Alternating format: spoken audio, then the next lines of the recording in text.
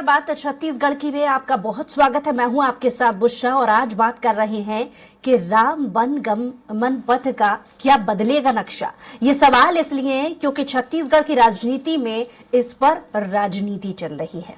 राम मंदिर की प्राण प्रतिष्ठा को लेकर छत्तीसगढ़ समेत देश भर चर्चाओं का बाजार गर्म हो चुका है। देश भर में उत्सव का माहौल है। बीजेपी इसे लोकसभा चुनाव में भुनाने के लिए भरसक प्रयास में जुटी हुई है।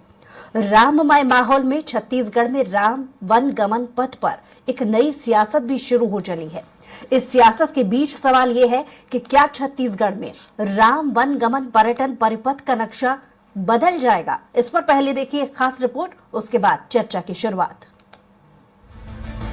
7 अक्टूबर 2021 को छत्तीसगढ़ देश का पहला राज्य बना जहां राम वन गमन पर्यटन परिपथ की शुरुआत हुई। उस समय के मुख्यमंत्री भूपेश बघेल ने छत्तीसगढ़ में भगवान श्री राम के वनवास काल से जुड़े स्थलों को विश्व स्तरीय पर्यटन स्थल के रूप में विकसित करने के लिए राम वन गमन पर्यटन परिपथ परियोजना का पहला चरण माता कौशल्या की नगरी चंदखुरी से आधिकारिक तौर पर शुरुआत की। प्रदेश के ऐसे 75 स्थानों को चिन्हित किया गया है जहां से वनवास काल के दौरान राम लक्ष्मण गुजरे थे। चंदखुरी से शुरुआत होने के बाद 9 स्थानों को पर्यटन केंद्र के विकसित किए जा रहे हैं। राम वन गमन पथ के प्रथम चरण के लिए जिन 9 स्थान चिन्हित किए गए हैं, जिनमें सीतामढ़ी हरचौका यानी कोरिया, रामगढ़ सरगुजा, शिवरी नारायण जांजगीर चांपा, तुरतुरिया बलौदा बाजार, चंदखुरी रायपुर, राजिम गरियाबंद, सिहावा सप्तऋषि आश्रम धमतरी, जगदलपुर बस्तर और रामाराम सुकमा शामिल है, जिसे राम वन गमन पर्यटन परिपथ के रूप में विकसित किया जा रहा है। इसी बीच प्रदेश में सरकार बदल गई और अब राम वन गमन पथ के नक्शे को बदलने की चर्चा बहुत जोर से उठी है। प्रदेश के धर्मस्व एवं पर्यटन मंत्री बृजमोहन अग्रवाल ने ये बात कही है। बृजमोहन अग्रवाल का कहना है कि पिछली सरकार ने राम वन गमन पथ में बहुत सी चीजें काल्पनिक की हैं, जिसका कोई अस्तित्व नहीं है। जानकारों से बातचीत हुई और अब वास्तविकता के आधार पर काम किया जाएगा। देश के बहुत सारे एक्सपर्ट लोगों ने इसका अध्ययन किया है और इसका अध्ययन कर उसके आधार पर राम वन गमन पथ को आइडेंटिफाई किया है। इन्होंने बहुत सारी चीजें काल्पनिक कर दी हैं जिसका कोई अस्तित्व नहीं है, तो उन सब चीजों को वेरीफाई कर लोगों की आस्था और श्रद्धा का केंद्र विकसित करना है। तो जो वास्तविकता है उसके आधार पर हम काम करेंगे। धर्मस्व मंत्री बृजमोहन अग्रवाल के बयान के बाद अब ये साफ है कि छत्तीसगढ़ में राम वन गमन पथ का नक्शा बदल सकता है। कांग्रेस की सरकार में राम वन गमन परिपथ परियोजना की शुरुआत हुई थी, जिसे अब बीजेपी की सरकार बदलने की तैयारी में है, जिस पर कांग्रेस अब सवाल खड़े कर रही है। कांग्रेस का आरोप है कि 15 सालों तक जब बीजेपी की सरकार थी तब क्या कर रही थी। देखने आ रहे राम जी के वो पल, वो क्षण जब राम जी ने छत्तीसगढ़ में बिताए, उसको एक अलग स्वरूप और उसको एक अलग रूप देने का काम कांग्रेस की सरकार ने किया। भारतीय जनता पार्टी सिर्फ और सिर्फ झूठ बोलकर और जो अच्छी चीजें हैं उसको जनता के बीच में उसका प्रचार प्रसार मत हो, इसीलिए इस प्रकार का भ्रष्टाचार और तमाम प्रकार की बात भारतीय जनता पार्टी के नेता कह रहे हैं। बहरहाल अभी देश में राममय माहौल है। 22 जनवरी को अयोध्या में रामलला की प्राण प्रतिष्ठा होने जा रही है। ऐसे समय में छत्तीसगढ़ में राम वन गमन पथ के नक्शे में बदलाव की बात हो रही है। अब देखना दिलचस्प होगा कि राम के नाम पर शुरू हुई सियासत कहां तक जाती है। स्वराज एक्सप्रेस के लिए रायपुर से दिलीप साहू की रिपोर्ट। तो इस मुद्दे पर चर्चा के लिए हमारे साथ बेहद ही खास पैनल मौजूद है। कांग्रेस से प्रवक्ता नीता लोधी जी हमारे साथ जुड़ी हुई हैं, बहुत स्वागत है आपका। बीजेपी से प्रवक्ता किरण बघेल जी हमारे साथ जुड़ी हैं, आपका भी बहुत स्वागत। वरिष्ठ पत्रकार के शर्मा जी भी हमारे साथ जुड़ गए हैं, बहुत स्वागत आपका भी।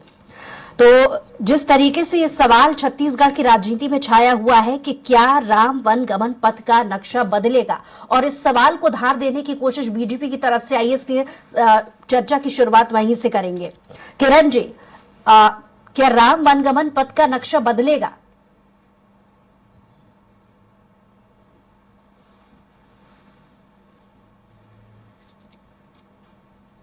याद दिला दूं कि ये जो राम पथ गमन का जो आइडिया था, जो किताब थी, वो भाजपा के शासनकाल में ही लिखी गई थी। हमारे आदरणीय एक मिनट, कुछ इको हो रहा है भैया।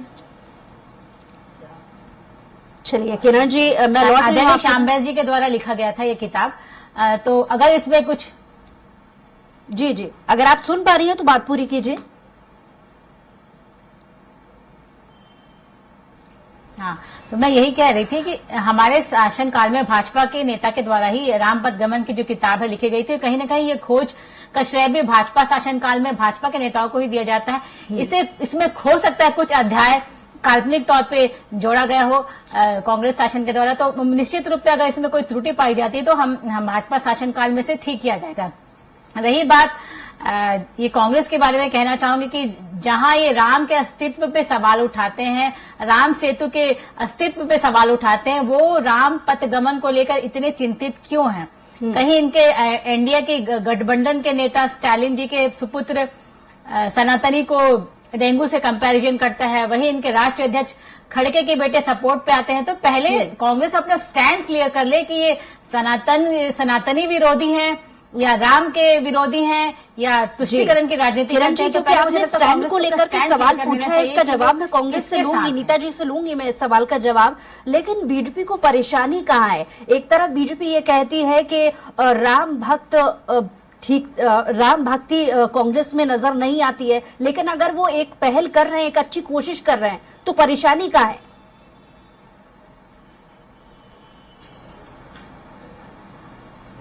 देखिए, मैंने कहा ना, इनकी कथनी और करनी में बहुत फर्क है। यहाँ छत्तीसगढ़ में हिंदू वोटर्स को लुभाने के लिए राम पथ गमन का ढकोसला करते हैं, वही केंद्र में इनके नेता सनातनियों को डेंगू से कंपैरिजन करते हैं, वही इनके नेता राम के अस्तित्व को कोर्ट में चैलेंज करते हैं, राम सेतु के अस्तित्व को कोर्ट में चैलेंज करते हैं। तो ये इनकी कथनी और करनी में बहुत फर्क है। एक तरफ ये राम के को एक महज कल्पना मानते हैं, काल्पनिक बताते हैं, वहीं छत्तीसगढ़ की जनता को राम पथ गमन के नाम पे वोट मांगते हैं। तो पहले ये क्लियर कर ले कि राम मैनिफेस्टो में तो ऐसी कोई बात कांग्रेस ने नहीं कही थी। 2018 के समय में जब वो जीत करके आई थी तो अपने मैनिफेस्टो में राम वन गमन पथ को लेकर के किस तरीके का वादा मुझे नहीं लगता कि कांग्रेस ने किया था। और क्योंकि 2021 में राम वन गमन पथ को लेकर के शुरुआत कांग्रेस ने की थी, तो अब बीजेपी को दिक्कत क्या रही? मेरा सवाल ये है आपसे किरण जी। जी बिल्कुल दिक्कत नहीं है। मैं बस इनसे यही पूछना चाहती हूँ कि जब राम पथ को लेकर इतने चिंतित हैं या इतने हितैषी अपने आप को साबित करते हैं, जब तो राम आपने सवाल किया ना कि कथनी और करनी में फर्क है, क्योंकि जवाब में नीता जी से इस बात का लूंगी। नीता जी, अभी तक आपने किरण जी को सुना, कितना इत्तेफाक इस बात से रखती हैं आप कि कथनी और करनी को लेकर के अंतर समझा रही हैं किरण जी? देखिए, भारतीय जनता पार्टी को नैतिक बिल्कुल अधिकार नहीं है कि कौशल्या माता के मंदिर और राम पथ गमन के बारे में कुछ बोले। इनका शासनकाल 15 साल तक था, इसके बारे में इन्होंने कुछ नहीं कहा। इन्होंने एक रामायण सर्किट बनाया, उसमें कौशल्या माता एकमात्र विश्व का एक प्रसिद्ध मंदिर का उल्लेख इनके रामायण सर्किट में नहीं है। रामायण सर्किट में क्यों नहीं है बताइए? जब 15 साल आपने कुछ नहीं किया, जब हमने 7 अक्टूबर 2021 को जब हमने यहाँ काम चालू किया कौशल्या माता मंदिर से लेकर राम पथ गमन का चालू किया, तब ये चुप थे। 40% हमारा से अधिक काम हो गया था, तब भी ये चुप थे। अब जब ये आ रहे हैं, जब ये आप ये देखिए, इतिहास गवाह है इस बात का कि वोटों की ध्रुवीकरण की राजनीति और राम के नाम पे वोट लेने की राजनीति, धर्म के नाम पे लोगों को ध्रुवीकरण करने का काम भारतीय जनता पार्टी करती है। इस बात को आप झुठला नहीं सकते कि कांग्रेस की भूपेश बघेल की सरकार ने राम पथ गमन और कौशल्या माता की विश्व प्रसिद्ध मंदिर का जीर्णोद्धार का काम और उसको राम पथ गमाने का कार्य करने का बीड़ा उठाया। आप आज भारतीय जनता पार्टी नीता जी अयोध्या के दर्शन के लिए जाएंगे आप लोग? नीता जी सुनिए, आप सुनने का जगह रखिए। किरण जी मैं आती हूँ आपकी बात का, इस बात का मैं जवाब दूंगी। पहले आपकी बात का उत्तर तो देने दीजिए मुझे। आपके मंत्री कहते हैं कि राम पथ गमन काल्पनिक है, उसका अस्तित्व नहीं है। आपको तो पूरे छत्तीसगढ़ से नहीं, पूरे विश्व से माफी मांगनी चाहिए। जहाँ राम जी का ननिहाल है उसके बारे में आप काल्पनिक अस्तित्व नहीं है, इस बात का कहना है। राम जी हमारे आस्था और श्रद्धा के केंद्र है, राम जी हमारे रोम रोम में बसते हैं और राम दरबार में जाने के लिए हमें किसी न्योते की आवश्यकता नहीं है। राम कहीं आप ये बताइए, जब आदरणीय राजीव गांधी जी ने जब राम जन्मभूमि का ताला खुलवाया था, राजीव गांधी जी ने खुलवाया था। उसके बाद उसके अगर न्याय के लिए, हक के लिए अगर कोर्ट में गए थे तो यही रामलला विरासत समिति और निर्मोही अखाड़ा कहते हैं। मुझे ठीक है नीता, निर्मोही तब बीजेपी आरएसएस और विश्व हिंदू परिषद कहाँ था? आप ये बताएं ये क्या बोलते हैं, क्या बदल दिया गया, क्या काल्पनिक है? क्या इनको उत्तर में कोरिया से लेके सीतामढ़ी हर चौका, दक्षिण में सुकमा में राम जी तब जहाँ गए थे। ठीक है, आपका जवाब मैं ले लेती हूँ किरण जी से। संख्या को बस छत्तीसगढ़ में किरण जी, छत्तीसगढ़ के इन्हीं किरण जी, जगहों को हसदेव के नाम पे काटने का काम भारतीय जनता ठीक है नीता जी, इसका उत्तर मिलेगा किरण जी से। किरण जी, कांग्रेस में सवाल आ रही है कि अगर आप काल्पनिक कह रहे हैं वनगमन पथ को, तो किस आधार पर कह रहे हैं? आधार जानना चाह रही है कांग्रेस। आपके मंत्री जी, अभी मैडम ने सुनाया ना माननीय मंत्री जी का वर्षन, अभी इसी मैंने मोनिका जी इसे काल्पनिक नहीं कहा। हमने ये कहा कि इससे कुछ तथ्य काल्पनिक जोड़ गए, उसे हटाया जाएगा। उसी पर जिक्र कर रही है मंत्री जी ने नहीं, वही मैं क्लियर कर रही हूँ मोनिका जी। हमारी पार्टी ने ये कहा है कि कुछ तथ्य काल्पनिक जो इसमें जोड़े गए हैं, जो सत्य नहीं है, उन्हें ठीक किया जाएगा। इसे पूरी राम पथ गमन को हमने काल्पनिक नहीं कहा। इसके कुछ अंश, कुछ तथ्य जो काल्पनिक के तौर पे जोड़े गए हैं कांग्रेस शासन के शासनकाल में, हम उन्हें हटाने की बात कर रहे थे। नहीं मोनिका जी, मैं आपके माध्यम से नीता जी से सिर्फ एक प्रश्न पूछना चाहूंगी, क्या आप अयोध्या के दर्शन में जाएंगे? जो नीता जी क्या आपके कांग्रेस के नेता अयोध्या के दर्शन के जाएंगे? आपसे यही रहने वाला था। किरण जी, पहले सवाल सुन लीजिए, क्योंकि आपकी पार्टी के नेता बृजमोहन अग्रवाल का कहना है कि पिछली सरकार ने राम वनगमन पथ को पर बहुत सारी चीजें काल्पनिक कर दी थी, जिसका कोई अस्तित्व नहीं था, और यही वजह है कि इसको वास्तविकता में लाने के लिए रास्ता दूसरा बनाया जाएगा, यानी नया नक्शा बनाया जाएगा। यही सवाल नीता जी भी पूछ रही हैं। जी बताएं किरण जी। देखिए मोनिका जी, मैं यही कहना चाहती हूँ कि जब बहुत सालों के रिसर्च के बाद, नीता जी मेरी बात सुन लीजिए, बहुत रिसर्च के बाद हमारे किरण जी, मैं आपके पास लौट रही हूँ, क्योंकि समय भी थे रिसर्च के देखते हुए मुझे बाकी और रिएक्शन लेना है। केके जी वो भी हमारे साथ जुड़े हुए। केके जी, अभी तक आपने दोनों ही नेताओं को सुना, नीति जी को भी सुना और किरण जी को भी सुना। जिस तरीके का सिनेरियो राम वनगमन पथ को लेकर के बना हुआ है छत्तीसगढ़ में, आप उसे किस तरीके से देखते हैं? देखिए, पहली बात तो ये है कि ये दोनों ही पक्ष मान रहे हैं कि छत्तीसगढ़ से राम भगवान वन के अधिकांश समय गुजारे हैं। लगभग 150 किलोमीटर की बात आती है इसमें, 147.2 किलोमीटर। दूसरी चीज ये है कि दक्षिण कौशल छत्तीसगढ़ कहलाता था, ये भी सही है। यहाँ पे भानुमन नाम का राजा था, जिनकी बेटी थी भानुमती, और वही नाम जैसे अयोध्या में राम भगवान से जब ब्याही गई तो उसको कौशल्या के पुत्र होने के कारण उनको कौशल प्रदेश से जाने के कारण उनको कौशल्या नाम दिया गया। दशरथ की पत्नी बनी, राम की माता बनी, और छत्तीसगढ़ के लोग भगवान राम को भांचा के रूप में पूजते हैं। जहां तक चंदखुरी की बात है, ये तय नहीं है कि जन्म स्थल है वो, इसको लेकर बात आती रही। अजय चंद्राकर पूर्व मंत्री, अभी भाजपा के विधायक, ये बात कई बार विधानसभा में भी बात कहे हैं कि जन्म जो है वो चंदखुरी में नहीं हुआ, लेकिन मंदिर चंदखुरी में है। 7वीं शताब्दी का ये मंदिर है। और दूसरी चीज जो अभी किरण जी कह रही थी कि यहाँ पे एक पुस्तक, शोध परक छत्तीसगढ़ की रामायण पुस्तक, जो राज्यपाल रमेश बैस के बड़े भाई श्याम बैस की अध्यक्षता में एक समिति बना के किया गया। मन्नू लाल यदु इसके संपादक थे। मुरली मनोहर जोशी की ने राज्योत्सव के दौरान उनका सम्मान भी किया था। तो इसी पुस्तक एक प्रमुख आधार मान के 9 स्थानों का चयन किया गया। जैसे कि आपने भी बताया कि 75 स्थान इनमें है। कुछ स्थान मल्लार को लेकर के, कुछ जगह छोड़ दिया गया उसको लेकर के, इनको जोड़ा जा सकता है।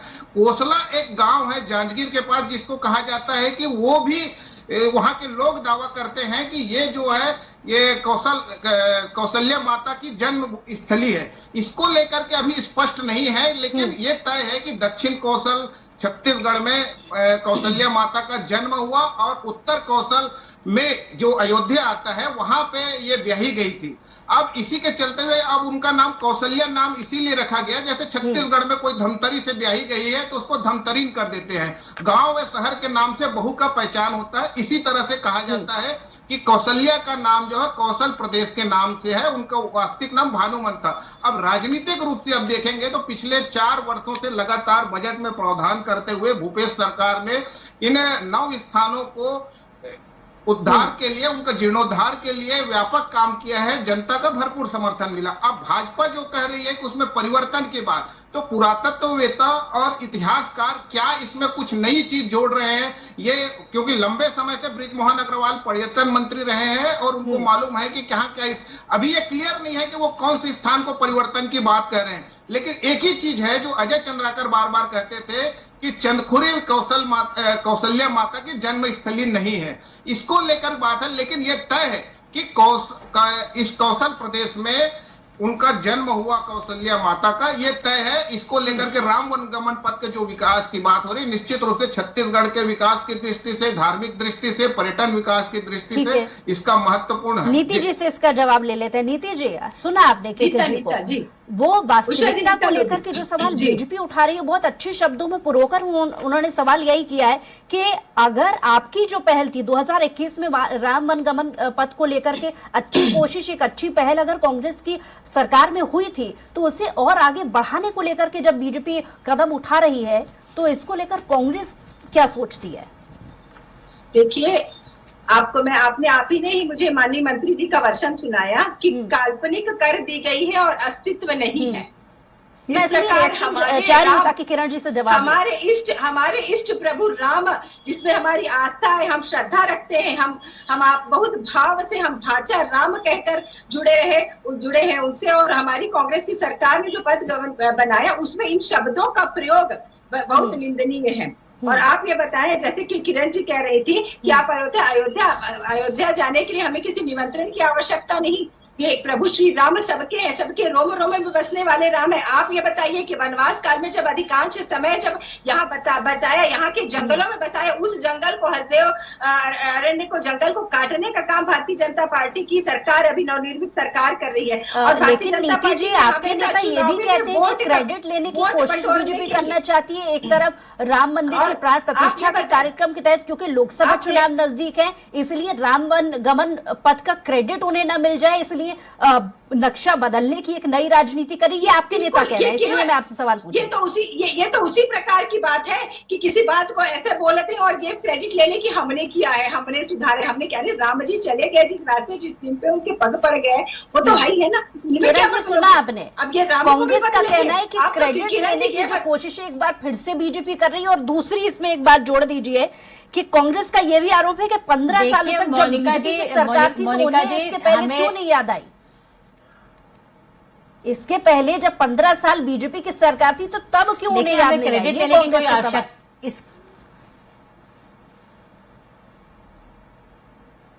मोनिका जी, देखिए, हमें क्रेडिट लेने की कोई आवश्यकता ही नहीं है। राम पदगमन का जो थीम है, जो कल्पना है, वो कहीं ना कहीं अभी के शर्मा जी ने भी बताया है, भाजपा शासन काल की ही देन है।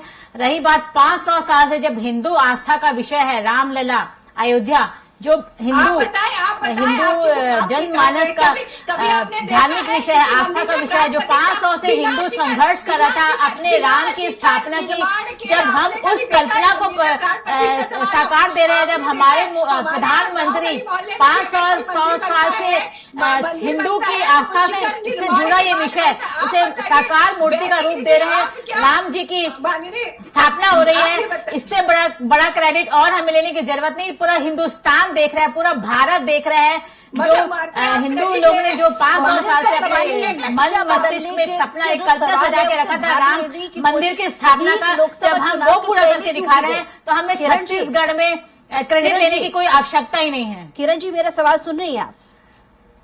कांग्रेस का सवाल है कि नक्शा बदलने का जो सवाल है, उसे भाग देने की कोशिश बीजेपी ने लोकसभा चुनाव के ठीक पहले क्यों की, अगर क्रेडिट लेने की बात नहीं है तो?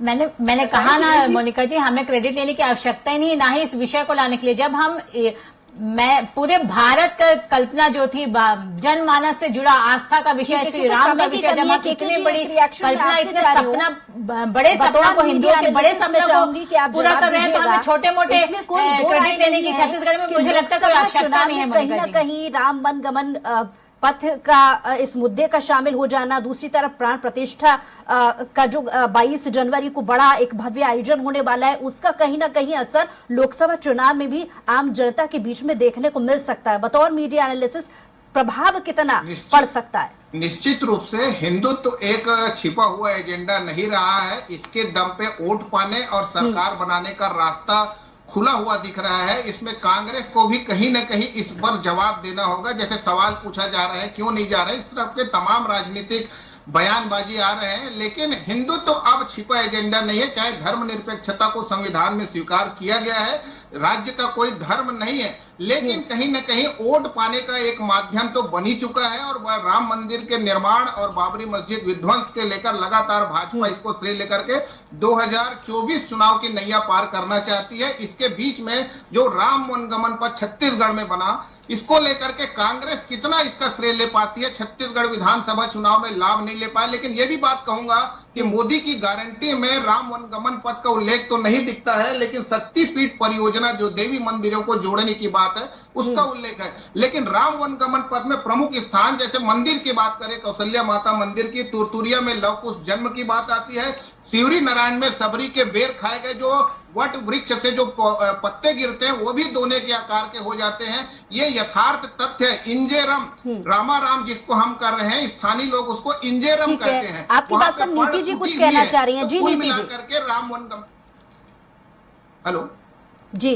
नीति जी कुछ कहना जी। देखिए, राम वनगमन पथ को यथार्थ है, छत्तीसगढ़ में राम का आना हुआ है, वनवासी हुए हैं, लेकिन कहने का तात्पर्य है कि भाजपा इसमें क्या परिवर्तन चाहती है, इसका इंतजार करना पड़ेगा। क्या बजट में राम वनगमन पथ के लिए कोई प्रावधान किया जाता है या शक्तिपीठ परियोजना का ही उल्लेख होता है, यह भी देखना होगा। जी ठीक है नीति जी। जी, भारतीय जनता पार्टी तो ये जवाब बिल्कुल दे कि 15 साल आपने कुछ नहीं किया। जब हमने भूमि पूजन किया कुछ नहीं कहा इन्होंने, 2021 से कुछ नहीं कहा, और अब अचानक चुनाव को देख के मद्देनजर इन्होंने ये काम कर रहे हैं ये। और जहां प्रभु श्री राम जी ने जिस वनों में, जिस जंगलों में अपने अधिकांश वर्ष बिताए, उस जंगलों को हसदेव जैसे जंगलों को ये काटने का काम भारतीय जनता पार्टी कर रही है। भारतीय जनता पार्टी इसकी विरोधी रही है। इनके रामायण सर्किट में भी इस चीज का उल्लेख नहीं है। ये बताए कि आपके हमें किसी निमंत्रण की आवश्यकता नहीं, हमें हमारे आराध्य है श्री राम, हम जाएंगे दर्शन करने के लिए हमें। और आप ये बताएं, हमारे यहाँ के गांव गली मोहल्ले में भी अगर किसी मंदिर में प्राण प्रतिष्ठा होती है, पुनर्निर्माण होता है, तो मंदिर की प्राण प्रतिष्ठा के साथ साथ शिखर की भी, शिखर का पूजा भी होती है। तो क्या शिखर कंप्लीट होने में अभी 1 से 1.5 साल लगेगा? उसके पहले इतनी क्या जल्दी थी भारतीय जनता पार्टी को, जिन्होंने अभी भूमि पूजन, अभी इनका प्राण प्रतिष्ठा और अधूरे मंदिर का निर्माण कार्य चलेगा? आप ये बताएं किरण जी, क्या समय की कमी है, क्योंकि किरण जी से एक रिएक्शन ले लेते हैं। किरण जी, ये सवाल भी कांग्रेस की तरफ से उठता है कि क्या जो पुरातत्व विभाग है उसकी, जाहिर है जब राम वनगमन तैयार किया जाने वाला होगा उसके पहले बाकायदा एक रिसर्च किया गया होगा और तमाम जो तथ्य उन्हें खंगाले गए हों, किस आधार पर बीजेपी इसे काल्पनिक मान रही है और एक बार फिर से नक्शा बदलने की बात कह रही है?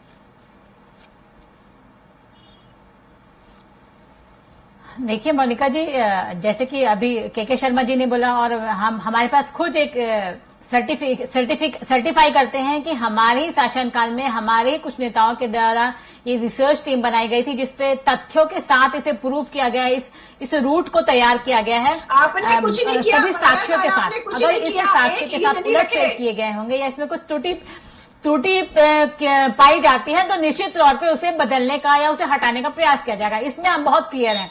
और रही बात, मैं फिर एक बार यही कहना चाहूंगी कि ये तुष्टिकरण की राजनीति कांग्रेस, छत्तीसगढ़ कांग्रेस बंद करे, सिलेक्टिव राजनीति बंद करे और राम जी को लेकर अपना स्टैंड क्लियर करे।